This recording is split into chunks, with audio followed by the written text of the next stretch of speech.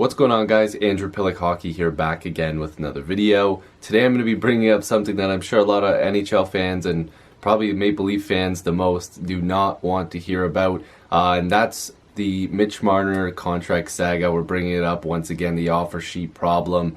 And you know what? There's a lot of details in here that I wanted to discuss again because you know what? It's a lot of fun. And there was also a recent interview that Elliotte Friedman did with Spit and Chicklets podcast. Make sure to go and check that out. And also, speaking of podcasts, make sure to go and check out the Audie and AP show on iTunes and Spotify and Podbean. It's myself and Audie James. We're doing our podcast again. We've got some really good episodes, including some good interviews. So make sure to go and check that out. But what he said on Spit and Chicklets was really interesting. There's a couple different things that I wanted to talk about that he mentioned on there to do with the Maple Leafs and the Islanders and other teams as well. So don't worry, if you're a fan of other teams, it's coming. But it was about the whole Mitch Marner Columbus Blue Jackets thing. Now, I know on this channel I've mentioned it before and I've talked about it, but I don't think I really explained what was really going on with the whole Marner and Columbus thing. So if you guys, obviously, most of you probably know, Mitch Marner signed that monster deal with the Leafs that's seeing him being paid almost $11 million a season. It's right under it, so it's essentially $11 million. And of course, he's got a bunch of bonuses and stuff like that. But in terms of the cap, he's making like $11 million. And there's a lot of people that think he got overpaid. I think he's a few $100,000 overpaid. But, we'll have to see once the season comes back, if it does, how he finishes it out and how his career goes forward. Because before all this virus stuff happened, you have to remember, the Maple Leafs probably would have been ahead of most teams in signing their big names to contracts, because as the cap goes up, so does the cap percentage for players on how much money they want. So a lot of people say, well, look at these contracts, look how cheap they are, look at these bargain deals. Well, those deals were signed 3-4 years ago. If those same superstars come up right now, you bet your ass they're getting the same amount of money, if not more, as a lot of players. And, some of them aren't worth it. So getting back to the original point, what I thought that was interesting that Elliotte Friedman mentioned was the Columbus Blue Jackets, of course, did in fact present an offer sheet to Mitch Marner. Now, it's been widely reported that it was a 7-year offer. This is where it's really interesting, because there was some rumors flying around out there that there could have been a chance that this was offered, but Elliotte Friedman kind of, in this recent podcast on Spit and Chicklets, basically said, yeah, it's a real thing.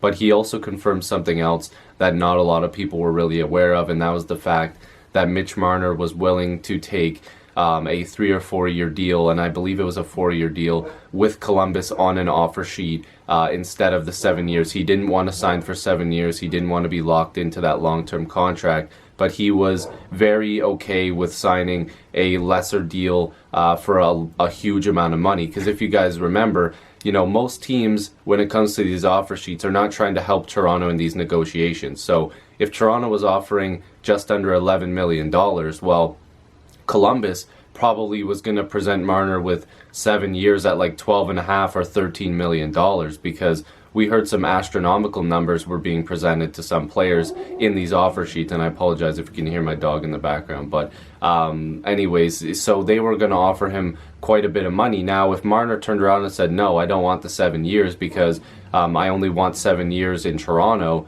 well, he turned around and asked for 4. Like I said, that just doesn't make a lot of sense, because now Columbus is probably going to have to offer similar money, which they don't want to do on a shorter term deal, because they would have to give up a ton of draft picks. Remember, the offer sheet compensation for over $10.5 million was 4 first-round picks, and Columbus had like $15 million in cap space at the time, so they could have made it happen.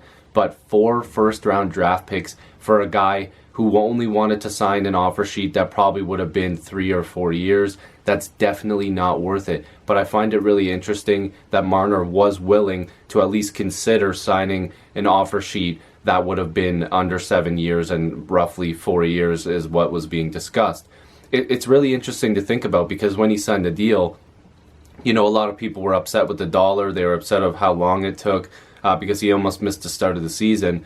But, a lot of people were trying to question whether or not he wanted to be a Maple Leaf, and whether or not he wanted to, stay here long term. I think it's really interesting that he was willing to take that contract. But on the other hand, the news that we heard about Mike Babcock and how he was treating Mitch Marner could have played a huge role in the fact that he wanted out of Toronto. He could have been so done with Mike Babcock that maybe he was literally just done playing for the Maple Leafs, and it obviously would have made things really awkward had Marner come out and said, you know, this is why I left, if he did leave Toronto. So there's a bunch of different pieces that are up in the air, and of course we'll never really know how those meetings really went and how the offer sheet was presented, and obviously the money. But you have to imagine on a 7-year deal, they were really trying to get him locked in, so it probably would have been a huge amount of money, and they wanted to force the Leafs' hand. Now, if it would have been like, if they would have offered like 11.5, I honestly still think Toronto would have matched that.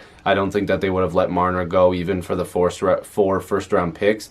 But once you start getting into like the $13 or $14 million range on an offer sheet, I don't think the Leafs would have matched that, and they would have acquired the 4 first-round picks. I honestly do believe that if it got to that high amount, that they would have had to do that. So I kind of wanted to bring these topics back up because, one, there's no hockey, and I also found this interesting because it is recent and Elliot Friedman kind of confirmed it. There is some more stuff I want to talk about from that podcast, but I wanted to hear your guys' thoughts because it was such a blur when it happened that I wanted to hear about you guys, what you guys thought about that. So make sure to leave your comments down below, but also I want to say this, I'm a huge fan of Mitch Marner, and I honestly do believe the stuff that happened with Mike Babcock was a true reason why he could have considered going somewhere else and signing an offer sheet, even though it's very rare that it happens. We've seen the Sebastian Aho thing with Montreal, but obviously that deal was not enough for Sebastian Aho to make the move because Montreal, didn't offer, a stupid amount of money. But good on Bergevin for at least trying it. But I just want to say, I wanted Marner to get his money. I do think he got overpaid, but I also don't hate him for his decisions. And I'm a huge fan of the guy, and this is kind of past. I just kind of wanted to bring up this topic just so you guys had a chance to give me your thoughts on it. And of course, this is kind of new information, what we're hearing as well from that Spit and Chicklets podcast as well. So if you're new to this channel, make sure to subscribe. More hockey content coming daily. Leave suggestions of what you guys want to see down below, because obviously there's not a ton to talk about hockey that's happening right now because there isn't any. So again, hopefully you guys enjoyed the video, and I'll see you in the next video or stream. Peace.